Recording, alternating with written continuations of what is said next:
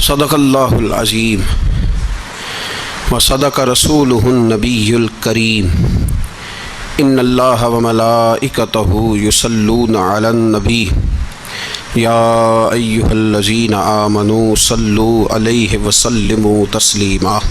अस्सलातु वस्सलामु अलैका या सय्यदी या नबी अल्लाह व अला आलिका व अस्हाबिका या हबीब अल्लाह। हम्द व सलात के बाद आज यकम मुहर्रम है, इस्लामी साल का पहला दिन है। इस्लामी साल मुहर्रम से शुरू होता है और ज़िलहज पे ख़त्म होता है। इस बात का भी ज़रूर ख्याल रखा करें कि हमारा जो इस्लामी साल है उसका आगाज़ जनवरी से नहीं होता, उसका आगाज़ मुहर्रम से होता है और उसका इख्तिताम दिसंबर पे नहीं होता बल्कि उसका इख्तिताम ज़िलहज पे होता है। इस्लामी साल का आज पहला दिन है। यकम मुहर्रमुल हराम अमीरुल मोमिनीन खलीफतुल मुस्लिमीन जानशीन मुस्तफ़ा जबल इस्तकामत और रसूलुल्लाह के दीन का बहुत बड़ा सिपाही हज़रत उमर फ़ारूक रदी अल्लाह ताला अन्हो, जनाबे उमर का नाम सिर्फ काम नहीं, हज़रत उमर का नाम इनकलाब बर्पा कर देता है।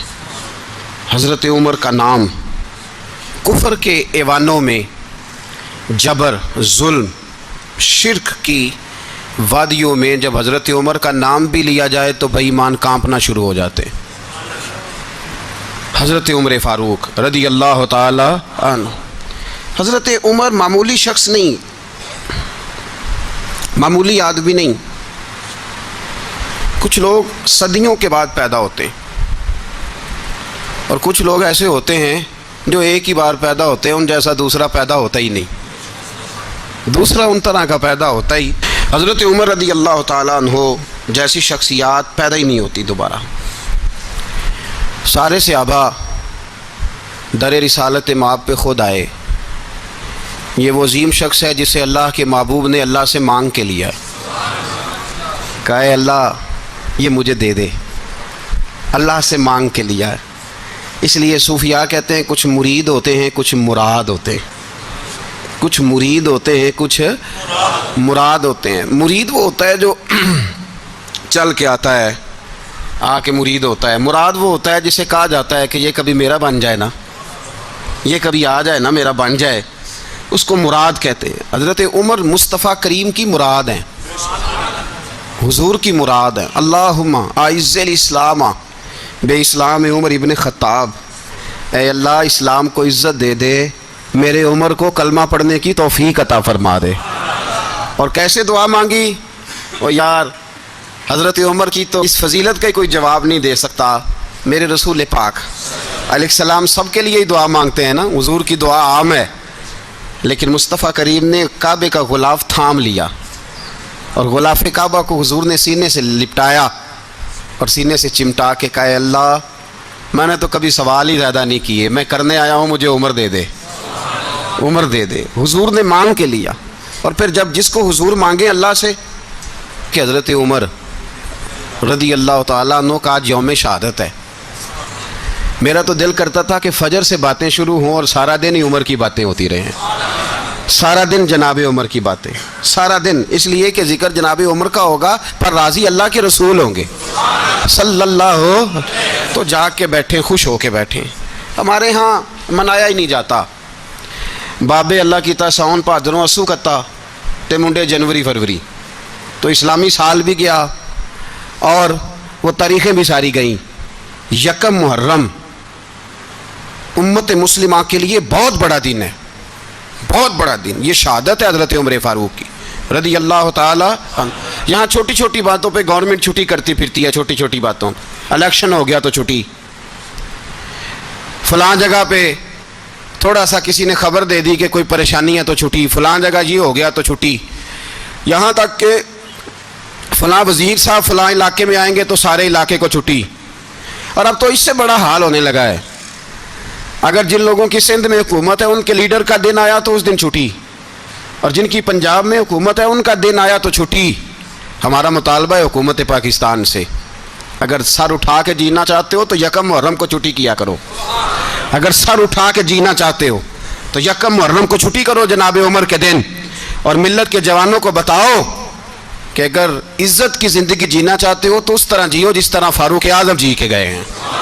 عزت اور وقار کی زندگی. جمہوریت حضرت عمر سے سیکھنی پڑے گی، حکومت کرنے کے طریقے حضرت عمر سے. رعایا کو سیکھنا پڑے گا کہ امیر کس طرح بنایا جاتا ہے اور امیر کس طرح کے ہوتے ہیں. یہاں لوگ ہمیں یورپ کی مثالیں دیتے ہیں، لوگ یہاں ہمیں آ کر کے امریکہ کی مثالیں، انہیں کیا پتا حکومت کیا ہوتی ہے. وہ کہتے ہیں جی وہ سائیکل پہ جاتا ہے ان کا حکمران. میں نے کہا وہ سائیکل پہ جاتا ہے؟ میرے عمر فاروق مدینے سے مکے گئے تھے تو پیدل ہی حج کرنے چلے گئے، پیدل ہی. اور جناب عمر فاروق رضی اللہ تعالیٰ عنہ عید کی نماز پڑھانے گئے. عید کی نماز عمر خطبہ عید دینے گئے. اور اس زمانے میں کون سا غریب ہے جو ننگے پاؤں جاتا ہو؟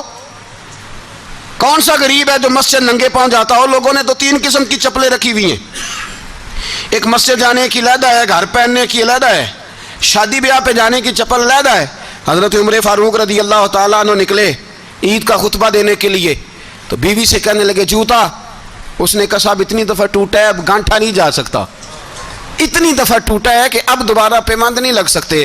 تو حضرت عمر کہنے لگے چل کوئی حرج نہیں ہے، بغیر جوتے کے ننگے پیر ہی چلتے ہیں، کوئی حرج نہیں. تو کہنے لگے لوگ کیا کہیں گے؟ فرمایا چپ کر. لوگ جس دن عمر نے یہ دیکھ لیا نا لوگ اس کے بارے میں کیا کہتے ہیں، اس دن عمر نہیں رہے گا. تو کہا پھر آپ کا نظریہ کیا ہے؟ فرمایا میرا نظریہ یہ ہے کہ رب رسول میرے بارے میں کیا کہتے ہیں. لوگوں کا کیا ہے؟ لوگ کل کسی کے بارے میں کچھ کہتے ہیں اور پرسوں کچھ کہتے ہیں. میرا نظریہ یہ ہے کہ رب رسول میرے بارے میں ننگے پیر عمر جا رہے ہیں. کون جی؟ میں بڑا ماڑا. اچھا جناب کیا غربت ہے؟ 10 قسم کے جوڑے لٹکے ہوئے ہیں کمرے میں اور پہننے کی فرصت نہیں. سویرے کیا پہننا ہے، شام کیا پہننا ہے، 15 سوٹ کٹھے استری ہو کے لانڈری والا بھیج رہا ہے. اور تو غریب ہے، تو بہت بڑا غریب ہے. اس لیے کہ غربت پیسوں کی وجہ سے نہیں ہوتی، غربت تو دل کی ہوتی ہے. تو واقعی بڑا غریب ہے اور تو غریب ہی رہے گا. امیر تو عمر فاروق تھے جو ننگے پاؤں چلے گئے عید کی نماز پڑھانے. تو رستے میں جو ملا کہنے لگا عمر جوتا تو پہن لو. فرمایا تمہیں عمر کا جوتا نہ پہننے کا نقص تو نظر آیا ہے؟ کوئی حرج نہیں. اگر عمر کو کبھی بتانا ہوا تو وہ والا نقص بتانا جو عمر کی سیرت میں پیدا ہو، کردار میں پیدا ہو، وہ والا نقص بتانا. یہ چھوڑو جوتے آتے جاتے رہتے. ننگے پاؤں گئے، پاؤں دھوئے، نماز پڑھائی، لوٹ آئے. او بھائی یہاں تو ہمارا بناؤ سنگار اترنا جتنی توجہ کپڑوں کی طرف ہے اتنی توجہ کبھی ہماری علم کی طرف ہوتی نا. جتنا ذوق شوق ہمارا بناؤ سنگار کی جانب ہے اتنا بناؤ سنگار کبھی ہمارا اخلاقیات کی جانب ہوتا تو معاملات بڑی حد تک سنورے ہوئے ہوتے. حضرت سیدنا فاروق اعظم رضی اللہ تعالی اپنی زندگی کو ترتیب دیا. ایک دن بھی خلافت نہیں مانگی اللہ سے. حضرت عوف بن مالک اشجعی ایک صحابی ہیں. حضرت عوف بن مالک رضی اللہ تعالیٰ عنہ فرماتے ہیں کہ جناب ابو بکر صدیق کا زمانہ تھا تو میں نے خواب دیکھا. میں نے خواب میں جناب عمر کو دیکھا اور میں نے دیکھا کہ کوئی کہنے والا کہہ رہا ہے کہ عمر وہ ہے کہ اللہ کے رستے میں کوئی اسے جتنا مرضی برا بھلا کہے یہ پرواہ نہیں کرتا. کس کے رستے میں؟ بولے سارے.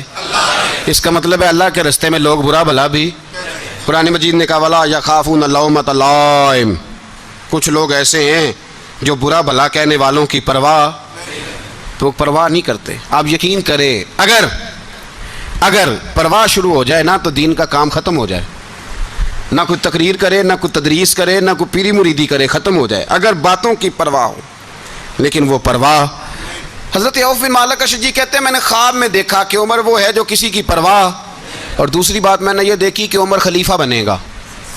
اور تیسری بات میں نے خواب میں یہ دیکھی کہ عمر شہید بھی کیا جائے گا، عمر شہید بھی ہوگا. یہ میں نے 3 باتیں خواب میں دیکھی. فرماتے ہیں میں نے آ کے خواب حضرت ابو بکر صدیق کو سنائی. وہ خلیفہ تھے. وہ کہنے لگے ٹھہر جا میں عمر کو بلاتا ہوں، اس کے سامنے دوبارہ سنانا. اس کے سامنے فرماتے ہیں میں نے بلایا حضرت عمر فاروق کو، آ کے بیٹھے. خواب شروع ہوا. کا ایک بات تو میں نے یہ دیکھی کہ آپ ملامت کرنے والے کی پرواہ نہیں کرتے. دوسرا آپ خلیفہ بنے کہ جناب عمر کہنے لگے چپ کر، ابو بکر کے سامنے ہی کہہ رہا ہے، چپ کر، خلیفہ کے سامنے ہی کہہ رہا ہے. تو ابو بکر صدیق کہنے لگے عمر اسے کہنے دو. مجھے لگتا ہے رب کی رضا یہی ہے کہ میرے بعد اگر مصطفیٰ کا ممبر ملے تو عمر کو ملے. اسے کہنے دو یار.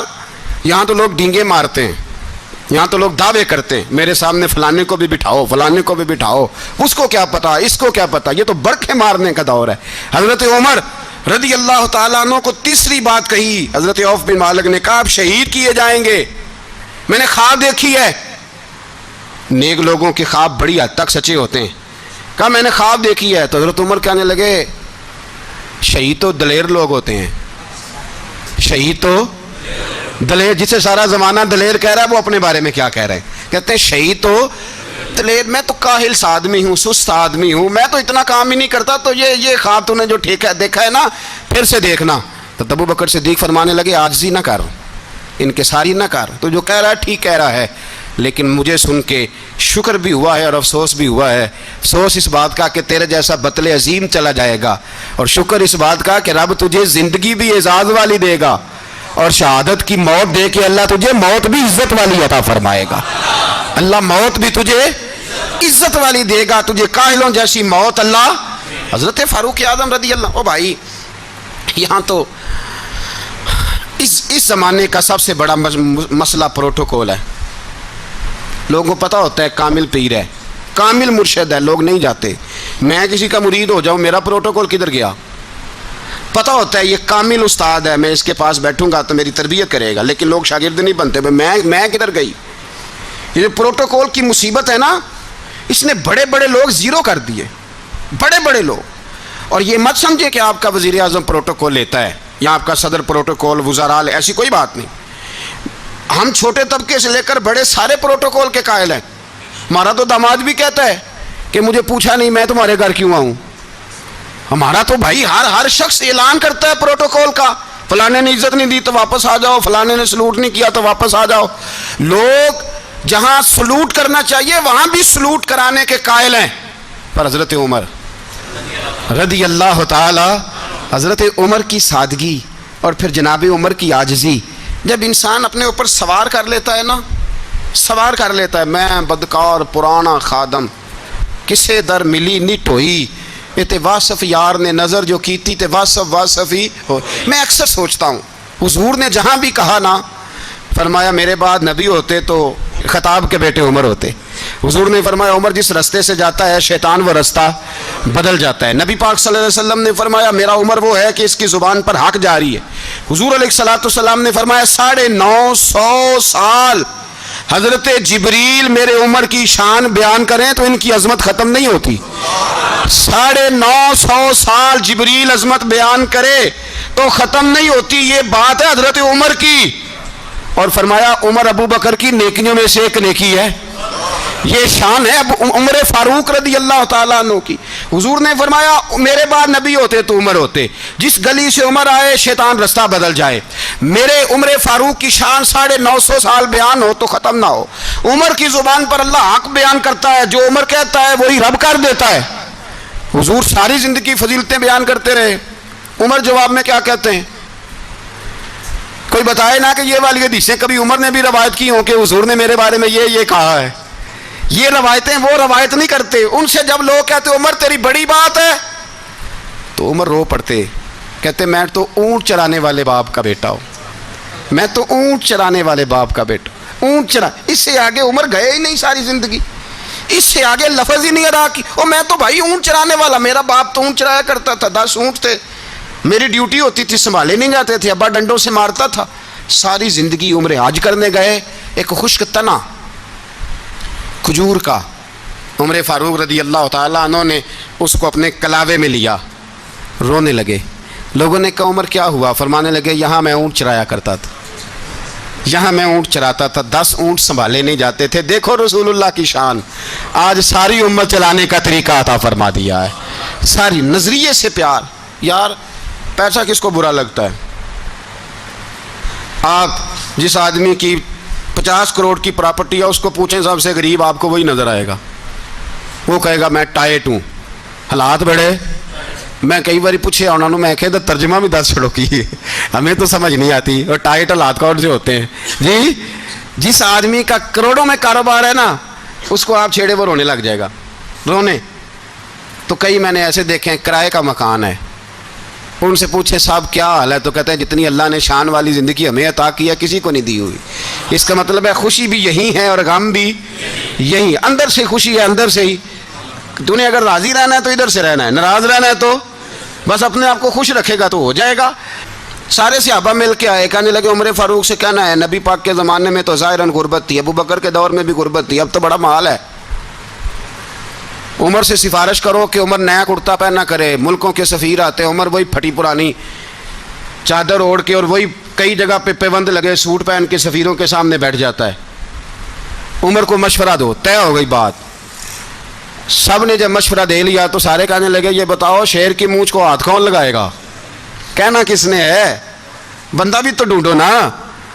میں کہا جناب میرا یہ خیال ہے کہ مولا علی شیر خدا کہیں گے، کیونکہ جس شخص کی عمر کو سب سے زیادہ حیا کرتے دیکھا وہ شیر خدا مولا علی ہیں رضی اللہ تعالی علی کہیں گے، اس لیے کہ جناب علی تو کئی دفعہ جب گفتگو کرتے تھے تو حضرت عمر چپ کر جاتے تھے اور فرماتے تھے علی نہ ہوتا تو میں ہلاک ہو جاتا۔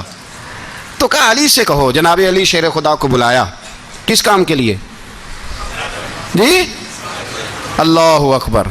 یہ ذرا آپ نے اس دور پہ اس بات کو ذرا کہا جناب ان سے کہیں کہ زیادہ نہیں، ایک کرتا نیا پہن لے، سفیر آتے ہیں وزیر آتے ہیں تو ایک کرتا نیا پہن لے۔ حضرت علی کو بلایا، فرمانے لگے کوئی اور بات ہوتی تو میں کہہ دیتا، یہ والی میں نہیں کہہ سکتا، کوئی اور ہوتی تو میں عمر کو کئی دفعہ کہہ دیتا ہوں، جلال میں بھی تو سن، یہ والی میں نہیں کہہ سکتا، میں تمہیں ایک مشورہ دیتا ہوں۔ کہا وہ کیا؟ کہنے لگے سید عائشہ صدیقہ سے کہو، وہ مومنوں کی ماں ہیں، عمر ٹالے گا نہیں۔ اماں جی سے جا کے کہا اماں جی نیا کرتا عمر سے کہیں پہن لیں، وزیر آتے ہیں بڑے بڑے لوگ تو چلو کوئی حرج نہیں۔ اماں جی نے کہا اچھا کوئی بات نہیں میں بلا لیتی ہوں۔ جناب عائشہ نے پیغام بھیجا، جب خادم نے کہا نا مصطفیٰ کے گھر سے پیغام آیا ہے تو 20 لوگ بیٹھے تھے، عمر کانپتے ہوئے اٹھے، کانپتے دوڑے۔ حضرت عائشہ پردے میں تھی تو فرماتی ہیں عمر اتحیات کی حالت میں بیٹھ گئے۔ کہا اماں جی دیر تو نہیں ہو گئی مجھے آنے میں؟ کہا نہیں ٹائم پہ آ گئے ہو، کس لیے بلایا تھا؟ کہا عمر دیکھو غربت کے معاملات اور ہوتے ہیں، جب اللہ آسانی دے تو کوئی چیز استعمال کرنا حرام نہیں ہوتی، اگر حرام ہے تو بتاؤ۔ کہا نہیں اماں جی حلال ہی ہے۔ تو فرمایا پھر اتنے سفیر آتے ہیں مشیر آتے ہیں، اب تو مال غنیمت بڑا آتا ہے، ڈھیر لگ جاتے ہیں مسجد میں، تو چل ایک نیا کرتا تم بھی پہن لیا کرو، اور آپ نیا کرتا پہنو گے تو دھاک بیٹھے گی غیروں پر، تو صحابہ کا مشورہ ہے کہ آپ نیا لباس پہنیں۔ اماں جی کہتی ہے میں نے حکم دیا تو عمر چپ کر گئے، گردن جھک گئی۔ تھوڑی دیر کے بعد سیدنا عمر فاروق نے سر اٹھایا تو داڑھی پہ آنسو گر رہے تھے، رو پڑے، کہنے لگے پاک محبوب کی پاک بیوی جیسے حکم کرتی ہو میں حاضر ہوں، پر مجھے وہ والا لباس پہنانا جو میرے مصطفیٰ نے پسند فرمایا ہے، اگر یہ رنگ رسول پاک کا ہے تو میں حاضر ہوں، اور اگر نبی پاک کا نہیں تو پھر جیسے آپ حکم کریں۔ جناب عائشہ کہتے ہیں عمر روئے تو میں زیادہ روئی، میرا پلو بھیگ گیا آنسوؤں سے۔ میں نے کہا عمر آپ جائیے۔ عمر یوں نکلے تو جو صحابہ کھڑے تھے وہ کونے میں تھے، سارے آ گئے۔ کہا اماں جی کیا بناؤ؟ فرمایا بھائی تم سب جو باتیں کہتے ہو وہ اپنی جگہ ٹھیک ہیں، پر عمر جو بات کرتا ہے وہ سب سے زیادہ ٹھیک ہے۔ عمر جس پہلو پر بات کرتا ہے وہ یار ایسی عاجزی، ایسا رنگ، ایسا انداز، ایسا طرز حیات، ایسی زندگی، اولاد کے معاملے میں لوگ بزدل ہو جاتے ہیں، بزدل، پر حضرت عمر کا بیٹا مصر گیا، وہاں سے کمائی کر کے لایا، تجارت کرنے گیا، لاکھوں کا مال۔ کون سا باپ ہے دنیا میں جس کا بیٹا باہر سے پیسے لے کے آئے تو ابا تفصیل پوچھے کہ بیٹا کہاں سے کمائے، کہاں سے لایا، کتنے ملے، کیوں آئے؟ کون سا باپ تفصیل پوچھتا ہے؟ ابا تو کہتا لا صحیح، اور تعریفیں کرتا ہے میرا بیٹا بڑی کمائی کرتا ہے۔ کبھی پوچھا ہے اس سے کہ ڈیوٹی صحیح دیتا ہے کہ نہیں؟ کبھی پوچھا ہے کہ تو ایمانداری کی روزی لاتا ہے کہ حرام کی کماتا ہے؟ یہ باپ کی ذمہ داری ہے، یہ اماں کی ذمہ داری ہے۔ پھر کہتا ہے بیماری کیسے آ گئی، پریشانی کیسے آ گئی؟ تو نے کبھی سوال کیا اپنی اولاد سے؟ حضرت عمر فاروق رضی اللہ تعالیٰ عنہ کا بیٹا مصر سے پیسے کما کے لایا تو جناب عمر نے بلایا، فرمایا بیٹے اتنی تو تیرے پاس راس ہی نہیں تھی، تھوڑے سے تو پیسے لے کے گیا تھا، اتنی کمائی کیسے ہو گئی؟ اتنے تو پیسے نہیں تھے صاحب، کہاں سے کمائی لائے؟ اس نے کہا ابا جی وہ جو میرے چچا ہے نا مصر کے گورنر، آپ کے دوست، انہوں نے میری مدد کی ہے۔ فرمایا جتنے لوگ گئے تھے سب کی ہے مدد اس نے؟ کہا نہیں صرف میری کی. فرمایا تیری کیوں کی؟ تیری کیوں کی؟ کہا حضور آپ کے دوست ہیں. فرمایا چپ کر حضور انہوں نے مجھے اتنے پیسے دیے, میں نے کاروبار میں ڈالے تو نفع آیا تو میں ان کی رقم دے کے. فرمایا خاموش ہو جا, باقی جتنے لوگ گئے تھے سب کی مدد کی اس نے؟ کہا نہیں حضور صرف میری کی. فرمایا اس نے تیری مدد نہیں کی, اس نے خلیفہ کے بیٹے کی مدد کی, اس لیے کہ وہ خلیفہ کو اپنے حق میں نرم کر سکے. فرمایا آدھا مال تیرا ہے, آدھا مال غنیمت کا ہے, مال خزانہ کا ہے, مسلمانوں کا ہے, اس لیے کہ تو جو وہاں سے مال کما کے لایا ہے وہ اپنے باپ کے خلیفہ ہونے کی وجہ سے کما کے لایا ہے, لہذا رکھ ادھر. یہاں کہتے ہیں کدھر سے آیا, کیسے آیا, کون سا حساب دیں, کیا کریں. او بھائی حضرت عمر رضی اللہ تعالیٰ عنہ کا اپنی اولاد کے بارے میں یہ رنگ ہے. ایک جنگ سے نا خوشبو آئی, خوشبو بڑی مہنگی ہوتی تھی, عرب میں خوشبو آج بھی بڑی مہنگی ہے, وہ زیادہ استعمال کرتے ہیں. میری باتوں کی سمجھ آ رہی ہے میرے بھائیوں؟ بڑی مہنگی خوشبو تھی. جب وہ خوشبو آئی تو حضرت عمر نے کہا, گھر میں پہلے پہنچی حضرت عمر کے, چونکہ زیادہ عورتیں استعمال کرتی تھیں گھر کے اندر خوشبو, مرد بھی لگاتے تھے. حضرت عمر نے اپنی بیوی سے کہا, آپ کی زوجہ تو تھی وہ بڑی خوشبو کو پسند کرتی تھیں. حضرت عمر نے اپنی زوجہ سے کہا کہ خوشبو لاؤ, میں نے ایک عورت کی ڈیوٹی لگائی ہے, وہ خوشبو تول کے نا تو حصہ برابر صحابہ میں بانٹ دے گی. تو آپ کی زوجہ کہنے لگی کسی بی بی کی ڈیوٹی لگانے کی کیا ضرورت تھی, میں جو موجود تھی میں بانٹ دیتی ہوں تول کے حصہ برابر. آپ نے فرمایا نہیں تو رہنے دے, تو فلانی بی بی بانٹے گی. کہ حضور میں نے بھی بانٹنی ہے, میرے پہ کچھ حق ہے؟ آپ نے فرمایا نہیں, تو تفصیل نہ پوچھ, تو خوشبو دے دے, کوئی اور بانٹے گی. خاتون خانہ تھی نا, کہنے لگی نہیں مجھے بھی آج آپ کو بتانا ہی پڑے گا کہ کوئی جو بانٹ سکتی ہے تو میں کیوں نہیں بانٹ سکتی. زوجہ کہتی عمر نے بات کی تو میری چیخیں نکل گئیں. حضرت عمر فرمانے لگے جب تو خوشبو بانٹے گی نا تیرے ہاتھوں کو بھی لگے گی, تیرے دوپٹوں کو بھی لگ جائے گی.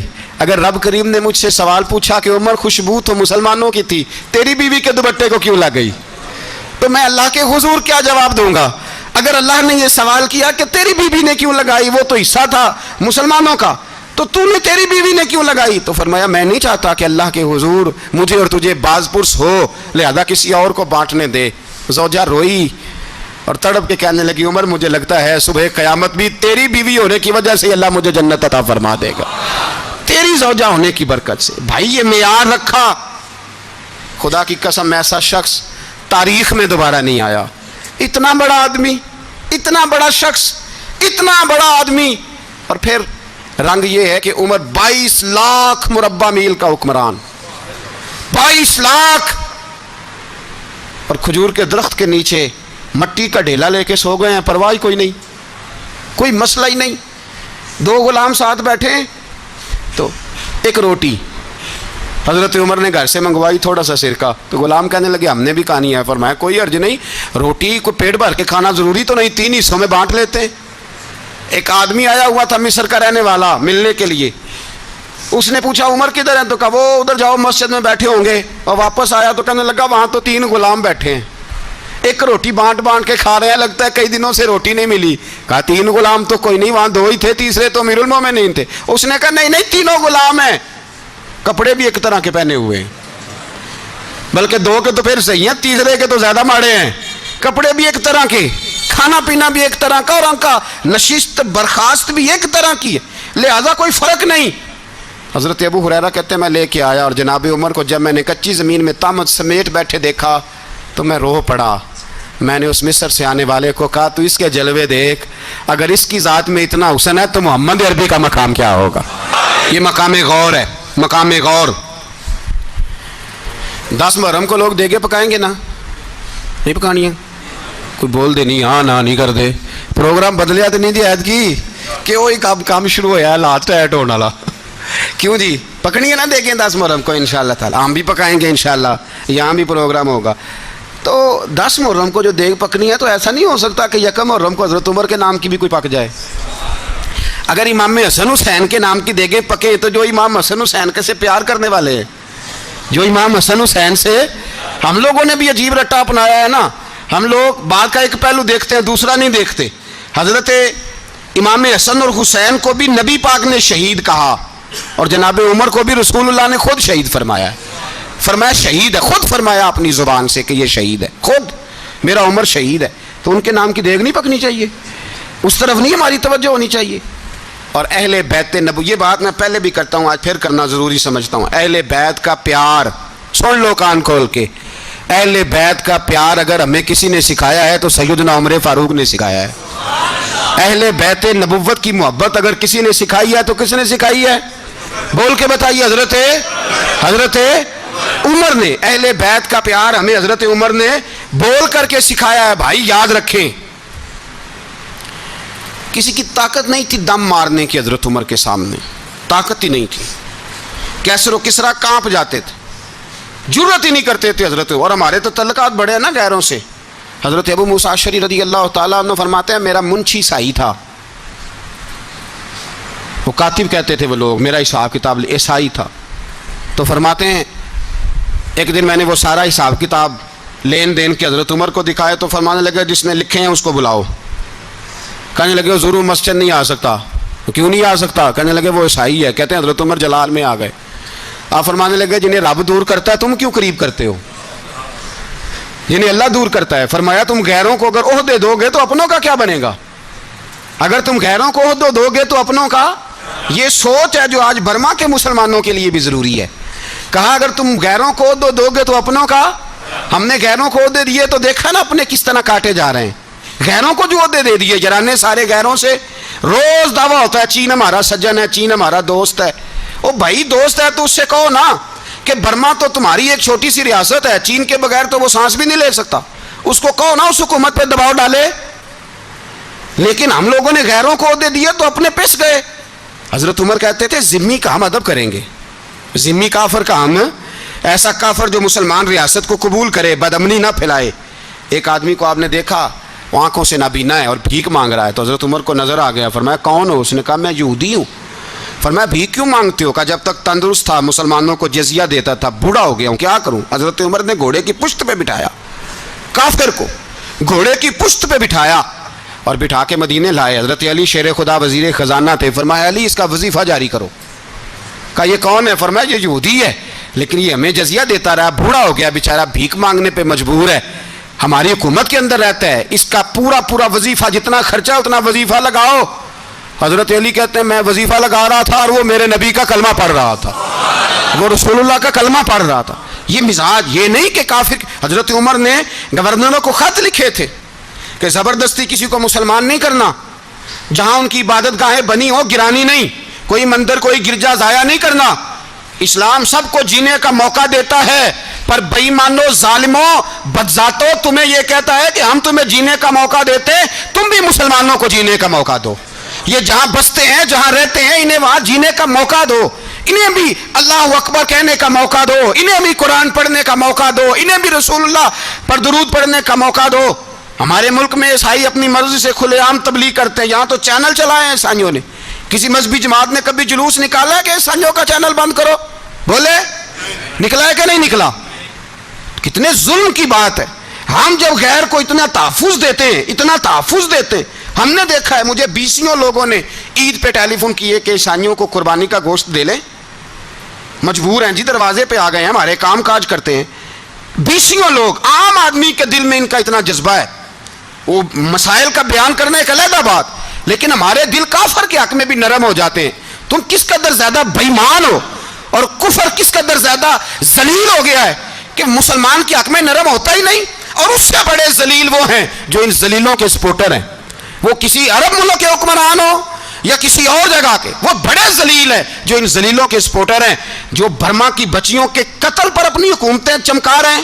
انہیں شرم نہیں آتی، اس قدر مسلمان تڑپا ہے لیکن ان بے غیرتوں کو ذرا ہوش نہیں آئی۔ اور یہ ان کے کماش، ان کے دلال جو ہر جگہ ان کی سپورٹ کر کے اپنی حکومتیں قائم کرتے ہیں، ان بے ایمانوں کو پتہ نہیں کہ کب ان پر اللہ کا عذاب اترے گا اور کس طرح ان کے پرخشے اڑیں گے۔ تمہیں اپنی ذلت اور رسوائی نظر نہیں آ رہی کہ زمین کس طرح تمہارے لیے تنگ ہو گئی ہے؟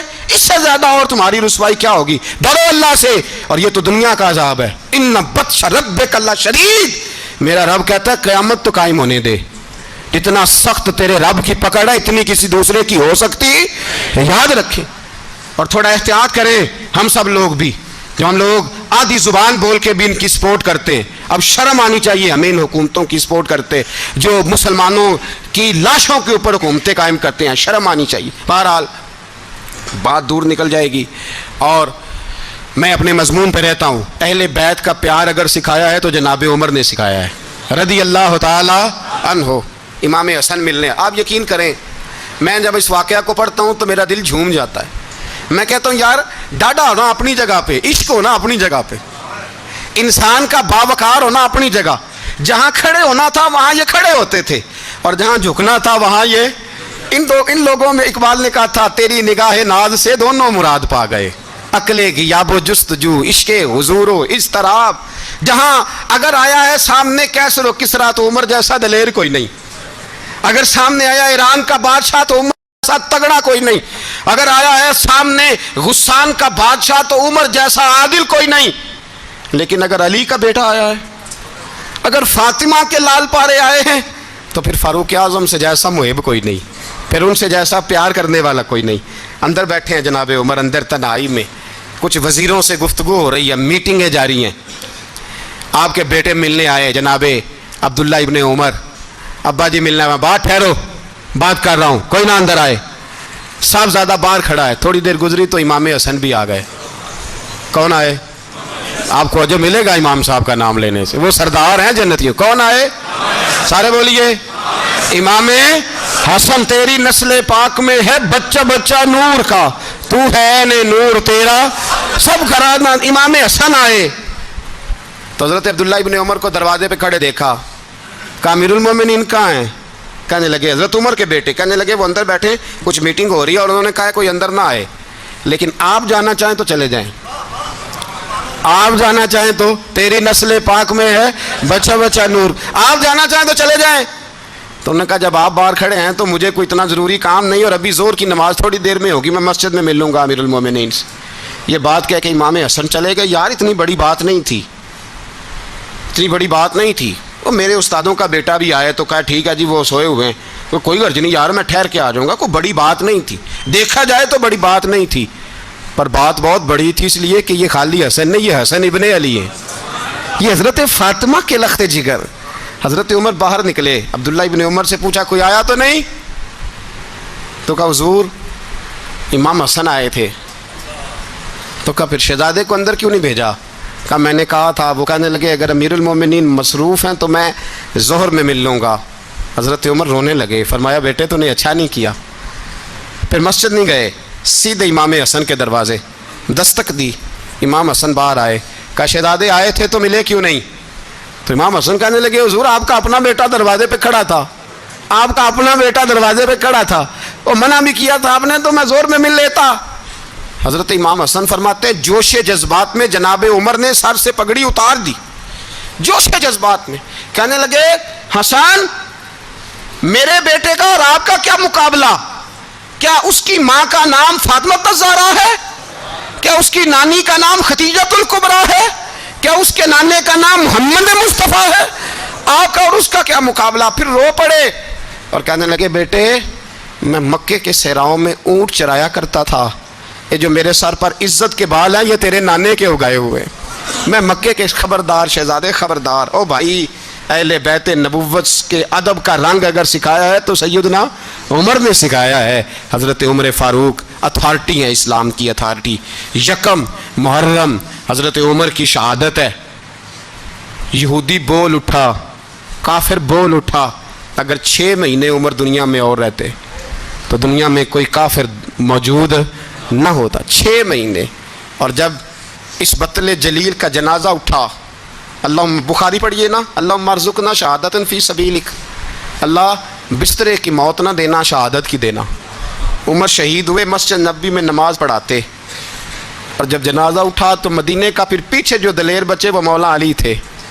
مولا علی جناب عمر کا جنازہ اٹھا تو سب سے پہلی ہائے جو نکلی وہ حضرت علی کی زبان سے نکلی, اور حضرت علی کی ساری داڑھی آنسوؤں سے بھر گئی. لوگوں نے کہا کہ علی کیا ہوا؟ فرمانے لگے تم دیکھ نہیں رہے جنازہ کس کا اٹھا ہے, پلٹ کے دیکھو تو صحیح, تم پتہ نہیں یہ کون گیا ہے. کہ حضور کیا ہوا؟ آپ فرمانے لگے عمر اس طرح کے کام کر کے گیا ہے، اب ان کے رستوں پہ کون چلے گا؟ کون اس کے جگر راہ وفا میں میں نقش ایسے چھوڑ آیا ہوں، میں جس منزل سے گزرا ہوں وہ اب تک یاد کرتی ہے۔ حضرت علی حضرت عمر کے جنازے پہ کھڑے ہو کے کہتے ہیں اللہ مجھے اس طرح کے عمل کرنے کی توفیق دے جس طرح کی عمر کر کے گیا۔ میرے بھائی بطل عزیز بطل حریت حضرت عمر رضی اللہ تعالیٰ عنہ جو اپنی زندگی انقلاب والی گزار کے گئے۔ عمر جب دنیا سے گئے تو 80 دینار کا قرضہ تھا، 22 لاکھ مربع میل کا حکمران، پر اپنے بیٹے سے کہنے لگے بیٹے کوشش کرنا تیرے خاندان والے مل کے میرا قرضہ اتار دے، میری قبر پہ بوجھ نہ رہے، اور اگر خاندان والے مدد نہ کریں تو میرے دوستوں سے بات کرنا، وہ مدد نہ کریں تو پھر علی سے بات کرنا۔ ان کا پیار آپس میں اتنا اور تو اختلاف ثابت کر رہا ہے۔ 80 دینار کا قرضہ چھوڑ کر حضرت عمر دنیا سے گئے اور جاتی دفعہ کہہ گئے میرے بعد میرے بچوں کو حکومت کے مشورے میں بھی شامل نہ کرنا، حکومت کے مشورے میں بھی میری اولاد شامل نہ ہو۔ اتنا بڑا شخص اتنا بڑا رنگ دیکھ کے یکم محرم کو جب عمر فاروق کا وصال ہوا تو بیٹے سے کہنے لگے اماں عائشہ سے جا کے کہو میرا بھی نبی پاک کے روضے میں دفن ہونے کو دل کرتا ہے۔ ایک قبر کی جگہ ہے اماں جی نے اپنے لیے رکھی ہے، بخاری ہے بخاری۔ حضرت عائشہ کے پاس صاحبزادے گئے، کہنے لگے اماں جی عمر کو زخم لگ گیا ہے، حالت بڑی پریشانی والی ہے۔ وہ کہتے ہیں اگر اماں اجازت دیں۔ سید عائشہ رو پڑی، فرمانے لگی کہ وہ اپنی قبر کی جگہ تو نہیں نہ کسی کو دیتا، پر عمر نے کمال ہی بڑا کیا، اسے کہو جاؤ گنبد خضرا میں قیامت تک جو مصطفیٰ پہ اور ابو بکر پہ سلام پڑے گا وہ تجھ پہ بھی سلام پڑھ کے جائے گا، جاؤ میں نے جگہ دی۔ اعلیٰ حضرت فاضل بریلوی رحمۃ اللہ علیہ فرماتے ہیں وہ عمر جس کے آدھا پہ شیدا شکر، اس خدا دوست حضرت پہ لاکھوں سلام، اس خدا دوست حضرت پہ۔ آپ یقین کریں ممبر پہ بیٹھا ہوں، حضرت عمر کا جب نام لیتا ہوں تو میرے